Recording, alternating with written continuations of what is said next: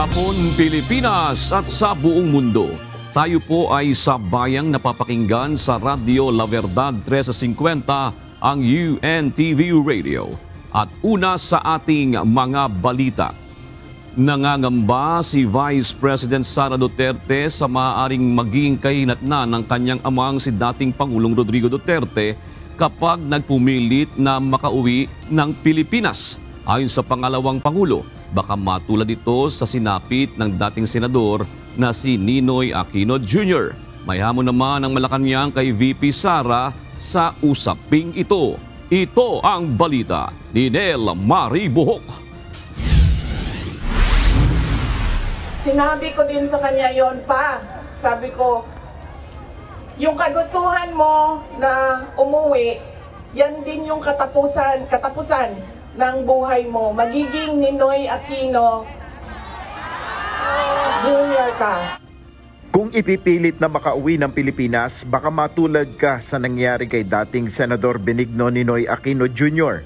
Ito ang babala ni Vice President Sara Duterte sa kanyang amang si dating Pangulong Rodrigo Duterte. Inihayag ito ng pangalawang Pangulo nang humarap sa mga taga-suporta sa meet and greet event sa The Hague, Netherlands noong linggo March 23. Ayon kay VP Sara, paulit-ulit siyang tinatanong ng kanyang ama kung kailan siya makakauwi dahil nais nitong mangampanya bilang alkalde ng Davao.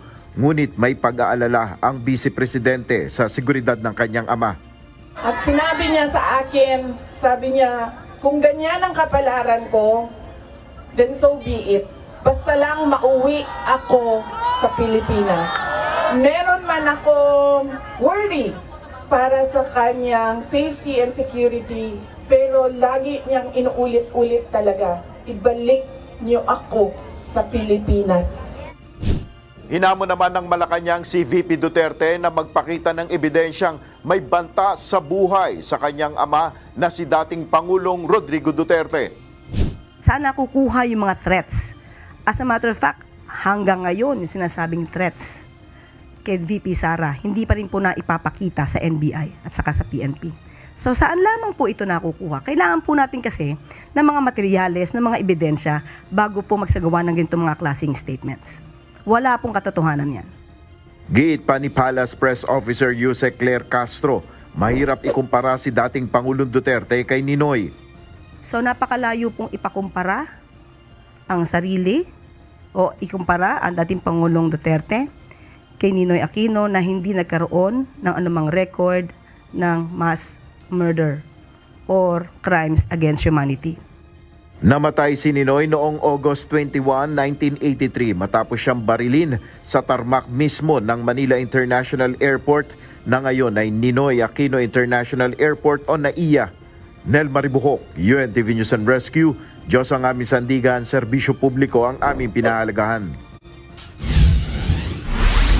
Sa kaugnay na balita, naglabas ng opisyal na pahayag ang pamilya Aquino hinggil sa sinabi ni Vice President Sara Duterte na maaaring matulad si dating Pangulong Rodrigo Duterte kay former Senator Ninoy Aquino Jr. sakaling umuwi ito ng Pilipinas. Sa statement na nilabas ng Ninoy and Cory Aquino Foundation, sinabi nito na kung pag-aaralan ang kasaysayan, makikita nila na ibang-iba ang ginawa noon kay Ninoy Aquino Jr. kumpara sa pinagdaraanan ngayon ni dating Pangulong Duterte. Nauna nang sinabi ni VP Sara na nais niyang makauwi sa Pilipinas ang kanyang ama upang mangampanya sa darating na May midterm elections. Si dating Pangulong Duterte ay muling kumakandidato para maging mayor ng Davao City. Nagtipon sa The Hague, Netherlands ang mga taga-suporta ng pamilya Duterte. Dito muling nagbigay ng updates si Vice President Sara Duterte sa kalagayan ng kanyang ama. May mensahe rin ng dating Pangulo sa kanyang mga anak na naririto sa Pilipinas. Ito ang balita ni Jed Neresina. Sinasabi niya lagi, alam niya na mali ang ginawa, and at to the very minute na tinulak siya paakyat ng eroplano. Mali ang ginawa Ito ang paniniwala ni dating Pangulong Rodrigo Duterte kaugnay ng nangyaring pag-aresto sa kanya noong March 11 pagdating galing Hong Kong. Nauna nang ipinaliwanag ng kanyang anak na si Vice President Sara Duterte na hindi tama ang naging pag-aresto sa dating Pangulo. Ipinaliwanag ni VP Sara na alinsunod sa patakaran ng International Criminal Court. Dapat ay dinala muna ang former president sa local court matapos itong arestuhin at ito aniya ang paulit-ulit na ipinupunto ni FPRRD bago siya isinakay sa eroplano at dinala sa The Hague, the Netherlands. Ilang beses niya sinabi na I want to be tried in a Filipino court before a Filipino judge and a Filipino prosecutor because he knew that number one, wala talagang basihan yung kaso. Nananatili naman ang paninindigan ng gobyerno na may basihan sa batas at nasunod ang tamang proseso sa pag-aresto sa dating Pangulo. Sa kabila ng mga ito, ipinauubaya na ni VP Duterte ang investigasyon sa ICC at ito na aniya ang magsasabi kung ang mga isinampang kaso laban sa dating Pangulo ay may katotohanan. Kaya minsan naisip ko, naging kaso lang ba ito dahil sinusulat sa media na thousands ang namatay? I do not even understand paano naging crimes against humanity ang 43 counts of murder na ngayon ay lumalabas, hindi naman ata totoo lahat yung mga witnesses at yung mga complainants. But that is a thing for the courts and the lawyers to discuss inside. Samantala sa nalalapit na pagdiriwang ng ika-80 kaarawan ni dating Pangulong Duterte sa darating na March 28, nagpaabot ito ng kondisyon sa kanyang mga anak na planong bumisita sa kanya sa loob ng detention facility. Sabihan mo si Paolo na okay lang ako. At huwag siyang pumunta dito hanggang hindi matapos ang eleksyon at maging congressman siya ng 1st District ng Davao City. At sabi niya, sabihin mo kay Baste, hindi siya pwedeng pumunta dito hanggang hindi matapos at ma-elect siyang Vice Mayor ng Davao City. Sabihin mo kay Kitty, hindi siya pwede bumisita dito hanggang hindi siya abogado. Dagdag pa ni VP Sara na kahit nasa The Hague si FPRRD ay iniisip pa rin nito ang kanyang mga anak na kailangang magtrabaho at mag-aral. Sa ngayon ay nasa maayos pa rin kalagayan ang kanyang ama sa loob ng detention center. Jed Neresina, UNTV News and Rescue. Diyos ang aming sandigan, serbisyo publiko ang aming pinahahalagahan. Mayorya ng mga Pilipino ang nagsabing magulo ang politika sa Pilipinas. Ito ang lumabas sa resulta ng isinagawang Pulso ng Bayan Survey ng Pulse Asia. 37.9% ng mga Pilipinong lumahok sa survey ang nagsabing magulo ang politika sa Pilipinas, habang nasa 17.3% naman ang naniniwalang pera-pera lamang at korap ang politika sa bansa. Samantala, nasa 10.9% naman ang nagsabing puro awayan, watak-watak at walang pagkakaisa. Mayroon ding namang nasa 4.2% ng mga Pilipinong naging bahagi ng survey ang nagsabing maayos ang politika sa Pilipinas. Isinagawa ang survey mula February 20 hanggang February 26, 2025.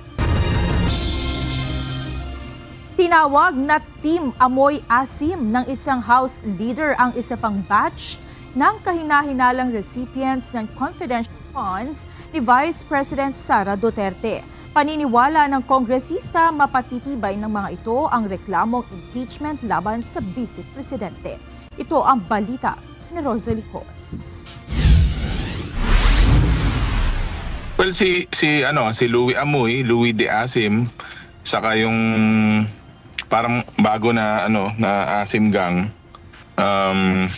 Galing po to sa sa listahan naman ng DepEd. So, DeAsim, saka Amoy, yung mga pangalan nila. Muling nadagdagan ang mga kaduda-dudang pangalan ng recipients ng confidential funds ni Vice President Sara Duterte sa pagrepaso ng Kongreso sa listahan ng mga nakatanggap ng confidential funds ng Department of Education sa ilalim ng termino ni VP Duterte bilang kalihim. Natuklasan ang mga pangalang Amoy Liu, Fernan Amoy at Jog DeAsim. Bunsod nito, tinawag ni House Deputy Majority Leader La Union 1st District Representative Paulo Ortega ang huling batch na Team Amoy Asim. Ayon sa kongresista, mapatitibay nito ang impeachment complaint laban kay VP Duterte. Subalit inaasahang sa paglilitis na ng Senate Impeachment Court, masasagot ang mga aligasyong ito.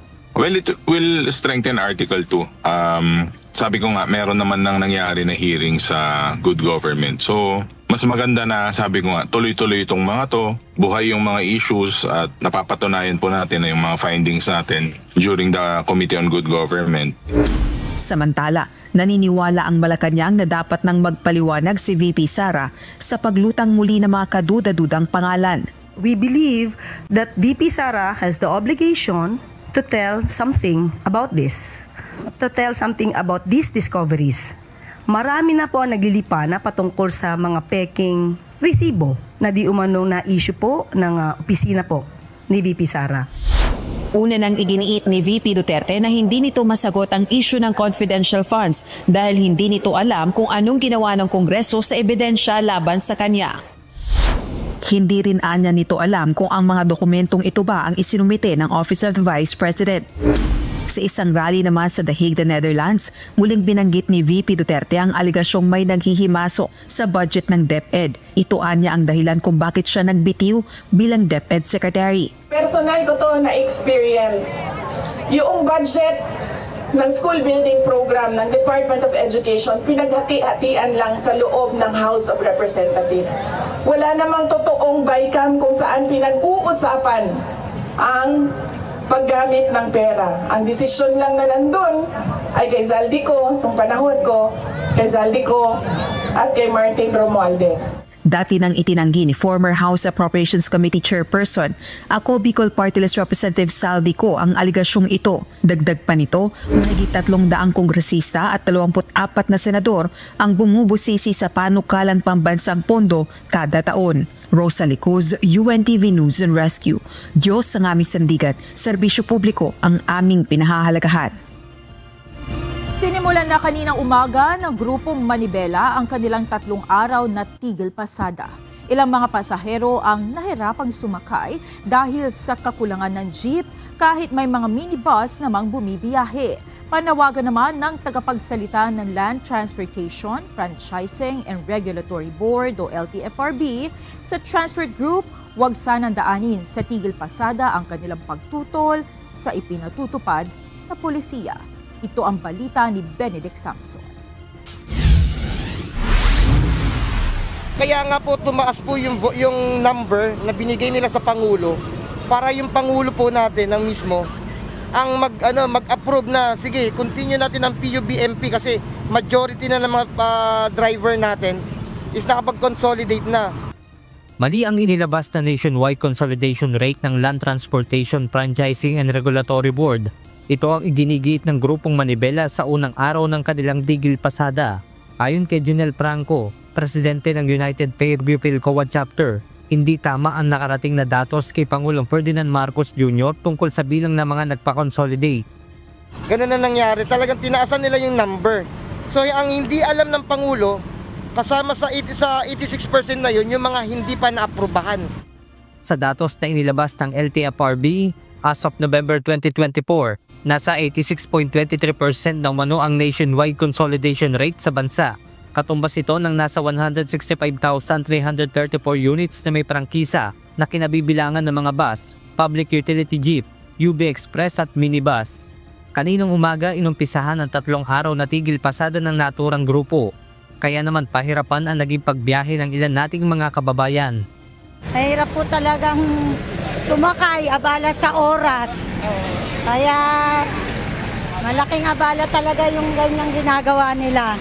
Mahirap pong makasakay, ang hirap po makapunta po sa school po. Ang init pa po ng panahon.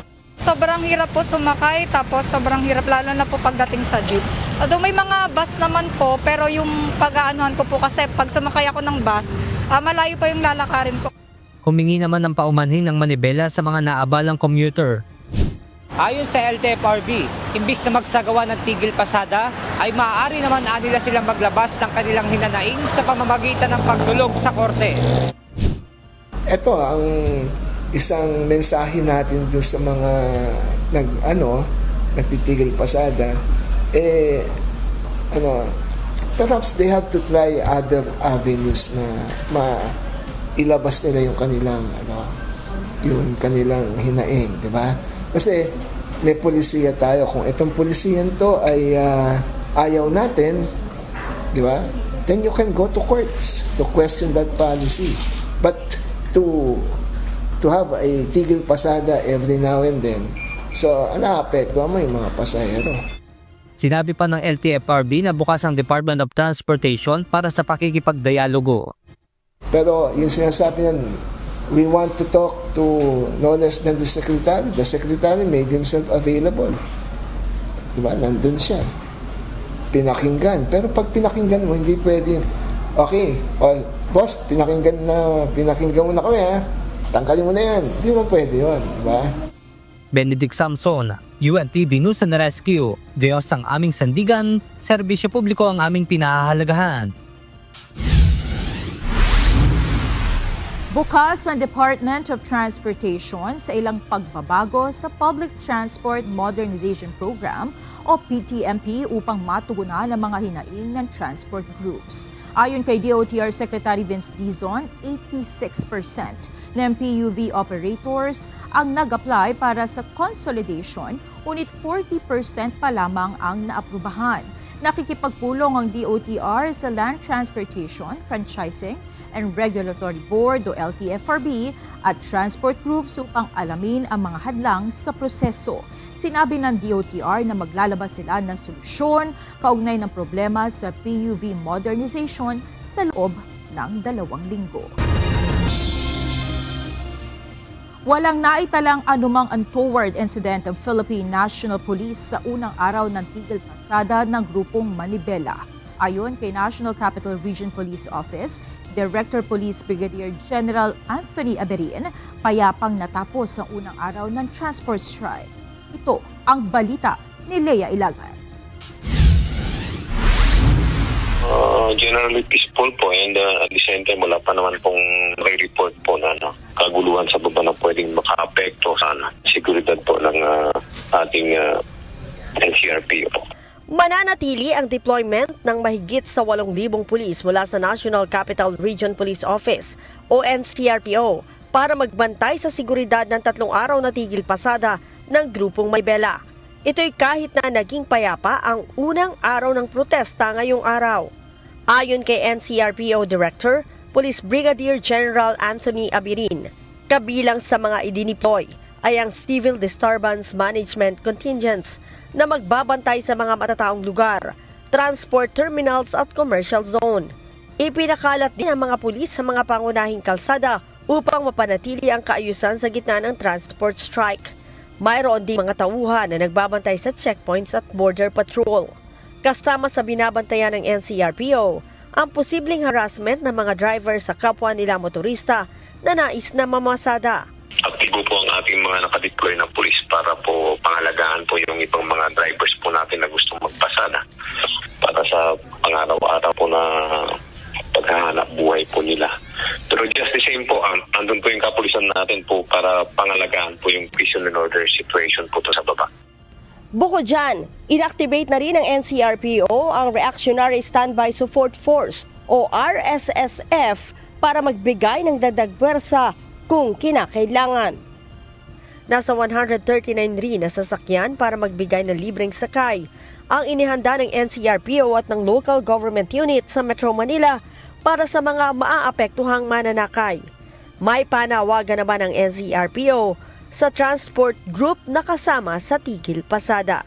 Sa mga kababayan po natin na kasama po sa mga nagtitigil pasada ay alalahanin po natin na although karapatan nyo pong gawin yan, ang inyong PNP po ay andyan po para panatilihin po ang kaayusan at kapayapaan. At anuman pong paglabag ng batas ay kayo po ay kaming restraint of court kasi andyan po kami para panatilihin po ang kaayusan sa kalsada. Leia Ilagan, UNTV, News and Rescue. Diyos ang aming sandigan, serbisyo publiko ang aming pinahahalagahan. Narito naman ang mga balita sa iba't ibang panig ng mundo na ihahatid ng ating global correspondent na si Mariel Latoza mula sa Perth, Australia.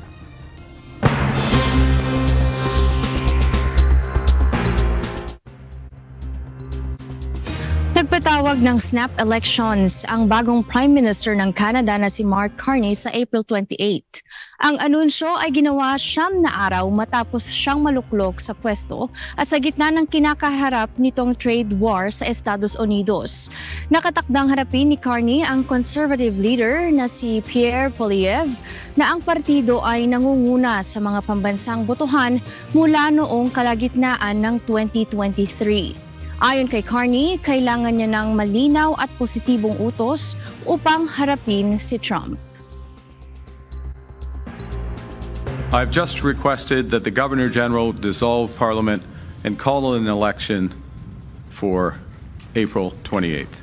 We are facing the most significant crisis of our lifetimes because of President Trump's unjustified trade actions and his threats to our sovereignty.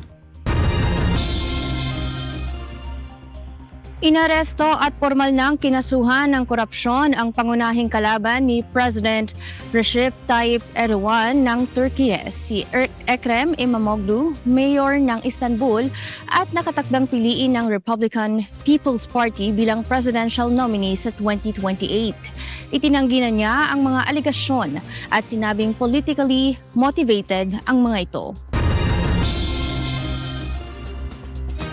Isinailalim na sa state of disaster ang South Korea bunsod ng serye ng wildfires. 4 na rin ang napaulat na nasawi habang 6 ang nasaktan ayon sa Korea Forest Service. Nasa 9,000 staff at 100 helicopters na ang idineploy para apulahin ang apoy. Kasama sa mga napinsala na ng sunog ang ilang residential buildings. At yan ang mga balita mula sa iba't ibang panig ng mundo. Mula rito sa Perth, Australia, ako si Mariel Latoza. Magandang gabi. Mas mahaba na ang operasyon ng MRT-3 simula mamayang gabi dahil sa 1 oras na dagdag sa operating hours nito bilang tugon sa pangangailangan ng mga pasahero. Gayunman, ayon sa Department of Transportation o DOTR, maaari namang umikli ang oras ng operasyon ng MRT sa weekend dahil sa makukompromisong oras ng maintenance ng tren dahil sa ginawang adjustment. Ito ang balita ni JP Nunez. Officially extended na po ang hours ng MRT 3 today. Starting today plus 1 hour tayo sa gabi. Nagdagdag na rin ng additional train ang ating MRT-3 today. Simula mamayang gabi, mas mahaba na ang oras na pwedeng sumakay sa MRT-3 ang mga commuter. Ito'y dahil ipatutupad na ng Department of Transportation o DOTR ang 1 oras na dagdag sa operating hours nito. Maa-adjust ang oras ng huling biyahe ng magkabilang dulong istasyon ng tren. Sa North Avenue Station sa Quezon City, mula sa dating 9:25 p.m., magiging hanggang 10:25 p.m. na ang huling biyahe mamaya. Habang ang Taft Avenue Station naman sa Pasay, mula sa dating 10:04 p.m. ay mag-e-extend hanggang sa 11:04 p.m. Ang adjustment sa operating hours ay tugon sa pangangailangan ng mga commuter sa gabi gaya ng mga nagtatrabaho sa mall at mga call center agent. Ayon kay DOTR Secretary Vince Dizon, tuwing weekdays lang ipatutupad ang extension. Pero pagsapit ng weekend ay pareho pa rin ang mga oras ng huling biyahe. Gayunman, maaari anyang mas umikli ang operating hours tuwing weekend. Ito'y dahil kailangang bawiin ang oras ng maintenance na nawala sa weekdays dahil sa ginawang extension. Ibig sabihin nito, madedelay ang pagbubukas ng unang biyahe ng tren kumpara sa kasalukuyang schedule nito. So yung mawawalang oras dahil dun sa isang oras na dagdag pag weekday, babawiin natin sa maintenance sa weekend. So yun ang naging parang out of the box solution natin. No?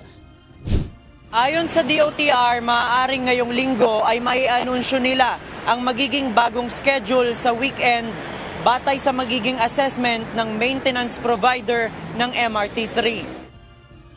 Bukod sa adjustment sa operating hours, nagdagdag din ng isang tren para tumugon sa pangangailangan ng mga pasahero tuwing rush hour. One train is 1,300 passengers per train. No, ganun kalaki ang epekto niya. No. So, hopefully makikita natin yan. Magagaman naman natin no, yung epekto niyan sa convenience ng mga pasahero natin habang ginagawa natin itong dagdag na tren tsaka dagdag na hours sa gabi. Ayon pa kay Secretary Dizon, bukod sa MRT, may dagdag din na tren sa LRT1 tuwing rush hour. Gayunman, ide-deploy lamang ito habang may tigil pasada ang transport group na Manibela at pag-aaralan pa kung pwede itong ituloy-tuloy gaya sa MRT3. JP Nunez, UNTV, News and Rescue. Diyos ang aming sandigan, serbisyo publiko ang aming pinahahalagahan. Pinag-aaralan ngayon ng National Bureau of Investigation kung may mga individual na nasa likod ng pagdami ng fake news sa Pilipinas, lalo na sa social media. Ayon kay NBI Director Jaime Santiago, meron silang listahan ng hindi bababa sa 20 vloggers na sangkot umano sa pagpapakalat ng maling impormasyon, partikular na ang tungkol sa politika. Tignan namin, bakit tumadami? Bakit parang iisa ang tema nila, no? Ganon, sumasakay sa kaguluhan ng ating political atmosphere. Hindi dapat na mangyari. Magugulo ang ating bayan, malilito ang ating mga Nakikipag-ugnayan na ang NBI sa Department of Information and Communications Technology o DICT at sa National Telecommunications Commission o NTC upang imbestigahan ang paglaganap ng fake news at disinformation. Dagdag pa ni Direktor Santiago, bagamat iginagalang nila ang kalayaan sa pamamahayag, kailangang aksyonan ang mga lumalabag sa batas tulad ng inciting to sedition at libel. Sang-ayon si Senate President Francis Chis Escudero na gamitin ng sangay ng ehekutibo ang executive privilege sa Senate hearing. Ngunit binigyan diin ng tagapangulo ng Senado na hindi ito dahilan para hindi dumalo ang mga opisyal ng gobyerno sa pagdinig ng Senado. Hindi rin anya kailangang magsubite ng mga tanong sa executive branch bago ang pagdinig ng Senado. Ito ang balita ni Asher Cadapan Jr. Sumulat sa akin, sumulat din kay chairperson ng komite, Senator Amy Marcos, na gagamitin nila ang executive privilege kaugnay sa anumang pag-uusap na naganap sa pagitan ng Pangulo at ng kanyang mga gabinete, na ginamit yata ng 1 o 2 beses lamang. Depende sa tanong na ipinukol ni Senator Marcos. Kinumpirma ni Senate President Francis Chis Escudero na nakatanggap ang kanyang opisina ng sulat mula kay Executive Secretary Lucas Bersamin bago isagawa ang pagdinig ng Senado kaugnay ng pag-aresto kay dating Pangulong Rodrigo Duterte. Ito ay upang ipaalam ang paggamit nila ng executive privilege laban sa paglalabas ng mga impormasyon mula sa mga napag-usapan sa pagitan ni Pangulong Ferdinand Marcos Jr. at mga miyembro ng kanyang mga gabinete. Kung maalala nyo, ito ay bugso na naging desisyon ng Korte Suprema noong mga nagdaang panahon kaugnay sa EO 464 na pinasa ni dating Pangulong Arroyo. Tutol ako na iakyat sa Korte Suprema yan dahil ayoko mabigyan sana ng pagkakataon ng Korte Suprema na magbaba ng masamang desisyon. Pero pinagpilit yan ng mga kasamahan ko noon at ang resulta nga, kinatigan ng Korte Suprema at naging parte ng batas natin na legal ang executive privilege kaugnay sa anumang pagdinig ng Senado man o ng Kamara. Pero ang posisyon ko kaugnay ng executive privilege, Hindi ito pwedeng gamitin bilang isang blanket privilege. Ito'y pwedeng i-invoke lamang kapag ang tanong will tend to involve or include executive privilege. Hindi yan rason para hindi dumalo o mag-attend ng pagdinig. Paliwanag ni Senador Jesus Escudero, hindi na napag-usapan nila Senador Amy Marcos ang tungkol sa naturang sulat mula sa palasyo. Ngunit nakumpirma niyang natanggap rin ito ng opisina ng Senadora dahilan kahit hindi na nakipagdebate si Senator Marcos nang gamitin ni Justice Secretary Crispin Remulla ang executive privilege sa pagdinig ng Senado. Sa sulat na nilagdaan ni Executive Secretary Lucas Bersamin, hiniling din ito ang pagbibigay ng listahan ng mga itatanong bago ang pagdinig. Ngunit ayon kay Escudero, ginagawa lang ang pagbibigay ng mga tanong kung ito ay question hour at hindi katulad anya ng naganap na pagdinig na isang investigation inquiry in aid of legislation. Hinihiling lamang in advance ang mga questions sa mga kalihim kapag question hour ang involved. At yan ay nakalagay sa aming rules, yan ang nakalagay sa saligang batas din. Pero hindi question hour yung nangyari sa pagdinig na isinagawa ni Senator Amy, kaya hindi kinakailangan magsumite ng mga questions beforehand. Sinabi rin ni Escudero na hindi na siya sumagot sa sulat dahil hindi naman ito kinakailangan at ito ay pagpapaalam lang ng posisyon ng ehekutibo sa pagsagot sa pagdinig ng Senado. Asher Cadapan Jr., UNTV News and Rescue. Diyos ang aming sandigan, serbisyo publiko ang aming pinahalagahan. Binalaan ng Commission on Elections o COMELEC ang mga incumbent o nakaumpong opisyal ng pamahalaan na huwag gamitin ang mga ari-arian ng gobyerno sa kanilang pangangampanya. Samantala ayon sa COMELEC, pwede nang sumuporta o sumama sa kampanya ng mga lokal na kandidato ang mga halal na opisyal ng barangay. Ito ang balita ni Dante Amento. Yung abuse of state resources, hindi lang yung paggamit ng ayuda, kundi yung paggamit ng iba pang pagmamayari ng sambayanan. Sa Biyernes, March 28, magsisimula na ang pangangampanya ng mga kandidato para sa lokal na posisyon mula tumatakbong gobernador hanggang sangguniang panlunsod o bayan.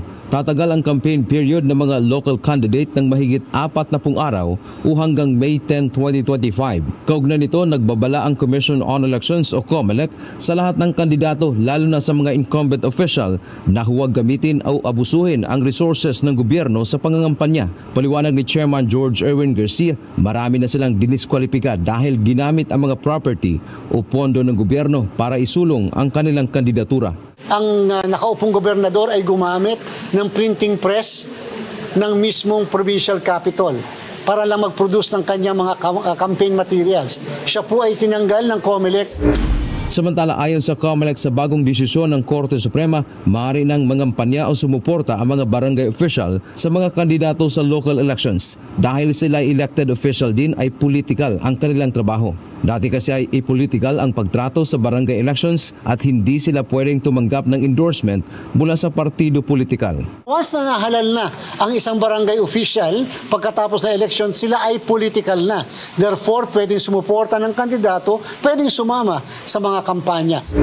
Sinagot din ng COMELEC ang pahayag ni Vice President Sara Duterte hinggil sa isyu ng posibleng dagdag bawas umano sa darating na eleksyon. Imposible ito, lalo na automated elections.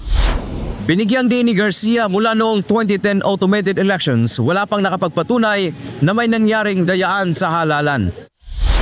Maaari din anya itong ma-verify kung halimbawa ang boto sa presinto ay kapareho ng naipadala sa canvassing area. So yung pong agam-agam ng ilan patungkol sa maaari magkaroon ng dagdag bawas, again, wala pong basihan po yun with all due respect at kahit po noong 2010 pa, hindi pa po nangyari yung dagdag bawas na ganyan. Samantala, kanina idineposito na ng COMELEC ang source codes ng 2025 elections sa Bangko Sentral ng Pilipinas o BSP alinsunod sa hinihingi ng batas. Ang source codes ay magagamit kapag may election protest sa hinaharap. Ito ay mga orihinal na maaaring ikumpara sa mga ginamit sa makina kapag may nagprotesta. Dante Amento, UNTV News and Rescue. Diyos ang aming sandigan, serbisyo publiko ang aming pinahahalagahan. Nagkaroon ng graduation ng mga bagong National Bureau of Investigation o NBI agents sa Department of Justice. Ayon kay NBI Director Jaime Santiago, Karamihan sa mga ito ay abogado. Tututukan nila ang cybercrime lalo na marami sa mga krimen ngayon ay ginagawa sa social media o cyberspace. Meron din sa mga bagong agent ay para naman sa forensic. Karamihan sa kanila ay IT expert. So madadagdagan ang aking cybercrime agents at ang technical intelligence agent. Pati forensic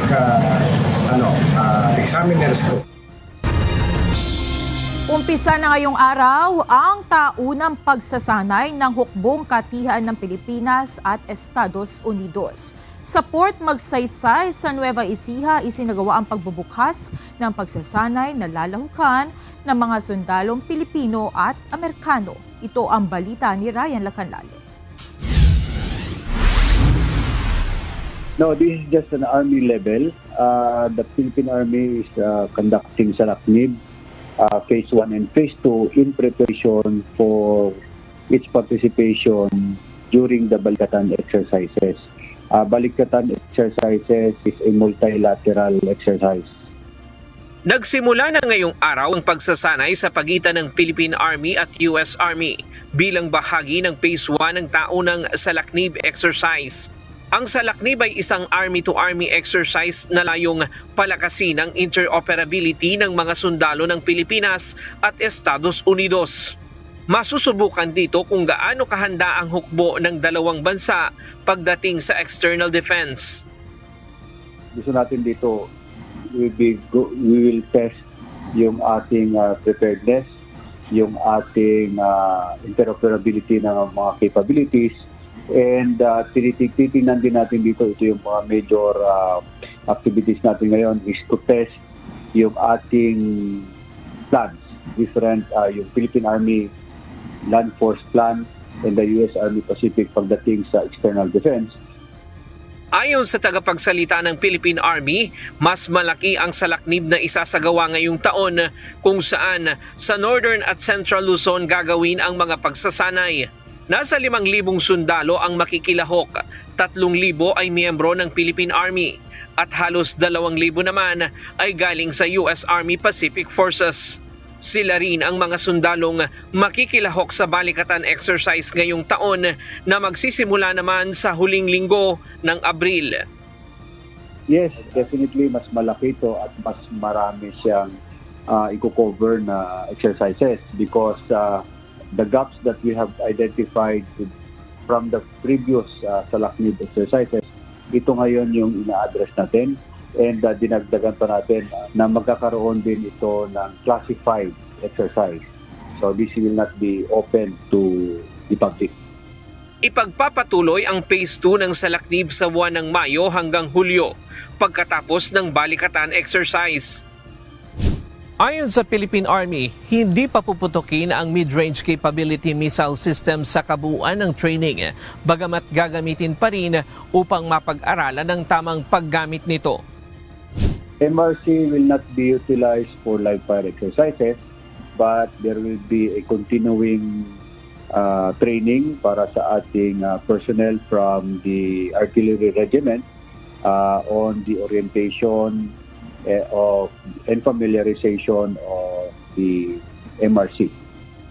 Matagal nang umaalma ang China sa pananatili ng ganitong uri ng armas ng Estados Unidos sa bansa. Ilan sa mga gagamitin sa pagsasanay ay ang mga artillery ng Philippine Army, Bolko helicopter, HIMARS at Black Hawk ng US. Ryan Lacanlale, UNTV News and Rescue. Diyos ang aming sandigan, serbisyo publiko ang aming pinahahalagahan. Hindi tinanggap ni dating Bangsamoro Autonomous Region in Muslim Mindanao o BARM Interim Chief Minister Ahod Ebrahim ang alok ni Pangulong Ferdinand Marcos Jr. na appointment na maging miyembro ng Parliament.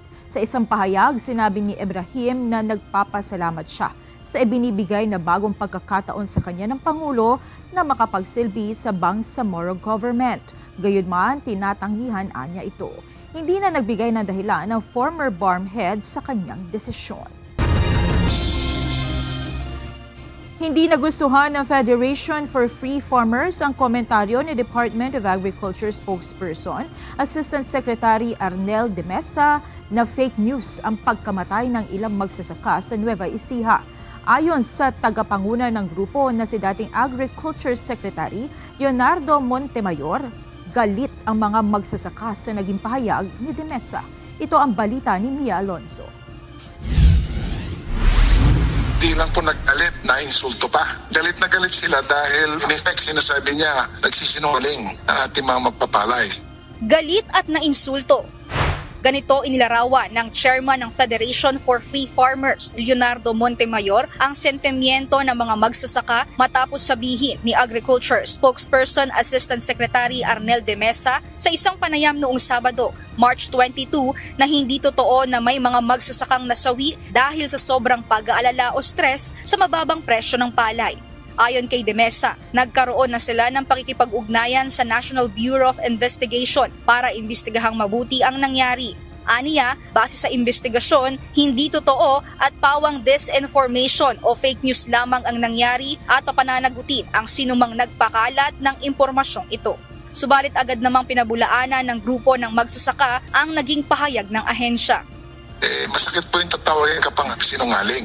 So, yun po nila kung bakit masamang-sama tagalog nila doon sa naging pahayag ng DA spokes. Actual na nangyari yun eh. Mismo ang aming chairman sa Magsasaka Party List, si Congressman Argel Cabapat, siya rin po yung abogado. Mismo siya ay taga-Gimba, na-interview po niya yung mga pamilya. Na-verify po niya na itong nangyari yun. Ayon kay Montemayor, daing ng mga magsasaka ang sobrang baba ng prevailing farm gate price ng palay na naglalaro na lamang sa 14 to 15 pesos per kilo. Kulang na kulang pa nila na pantakip ito sa mismong production cost na nagiging sanhi ng matinding stress ng mga farmers dahil hindi na nila magawang bayaran ng kanilang mga utang. Hamon ng grupong magsasaka kay de Mesa, bisitahin ang puntod ng mga namatay at harapin ng pamilya upang personal na makita o malaman ang sitwasyon. Siniguro ng grupo na magiging ligtas ito kung gusto niyang dumalaw sa mismong lugar. Sa ngayon, wala pang komento ang DA sa issue. Hinihintay pa ng UNTV ang sagot ng kagawaran sa pahayag ng grupo ng mga magsasaka. Mia Alonso, UNTV News and Rescue. Diyos ang aming sandigan, serbisyo publiko ang aming pinahahalagahan.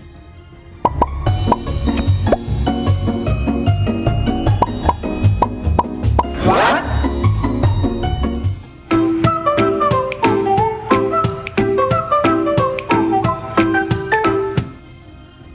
Dagdag kaalaman po.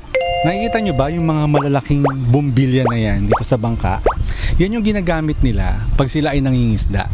Pero ang tanong, bakit kaya lumalapit ng kusa yung mga isda kapag nakakakita sila ng liwanag mula po sa mga bangka na ito? Alamin po natin. Isang malakas na ilaw lang at para bang kusang lumalapit ang mga isda. Pero bakit nga ba? Ang mga ilaw ay nakakakuha ng atensyon ng maliliit na organismo tulad ng plankton. Ang mga plankton ay naaakit sa ilaw dahil iniisip nilang ito ay sikat ng araw o buwan. Tanda na may sustansya o pagkain sa lugar na yon. At kapag andyan na sila, susunod na rin ang mas malalaking isda na naghahanap ng pagkain. Parang natural na pain ito na nagdadala ng buong ecosystem papunta sa liwanag. Dito sa mga probinsya sa Pilipinas, matagal na pong ginagamit ang taktika na yan sa panghuhuli ng isda. Simple pero epektibo. Sana po may natutuhan kayo at laging tatandaan, mapalad po ang tao na nakakasumpo ng karunungan at ang tao na nagtatamo ng kaunawaan.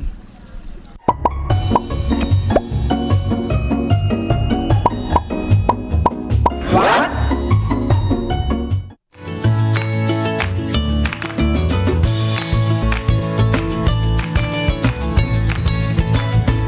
Narito na po ang ating mga kausi ngayong araw po ng Lunes.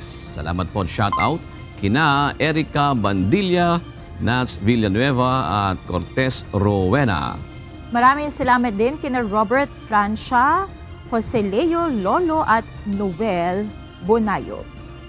At mga kasambahay, kung may mga istorya po kayong nais balikan sa Ito ang Balita, pwede niyo po ito muling mapanood sa aming mga official social media account. Magtungo lamang po sa UNTV News and Rescue YouTube channel at i-click ang subscribe button. Gayon din sa aming Facebook at TikTok accounts. Mapapanood nyo rin po dito ang iba pang news programs ng UNTV, pati na ang iba pang video ng nag-iisang public service channel. Kaya subscribe, like, and share. Narito naman ang salita ng Diyos na ating sandigan mula sa aklat ng Job 28 at 28 na nagsasabi, "At sa tao ay sinabi niya, narito, ang pagkatakot sa Diyos ay siyang karunungan, at ang paghiwalay sa kasamaan ay pagkaunawa."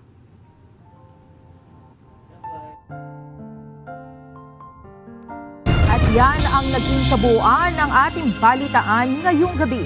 Aming inilahad ng buong katapatan kung paano namin nasaksihan. Pagtitiwala ng aming nakita at narinig ang aming ibinabalita dito po sa UNTV. Diyos ang aming sandigan, serbisyo publiko ang aming pinahahalagahan. Magandang gabi po.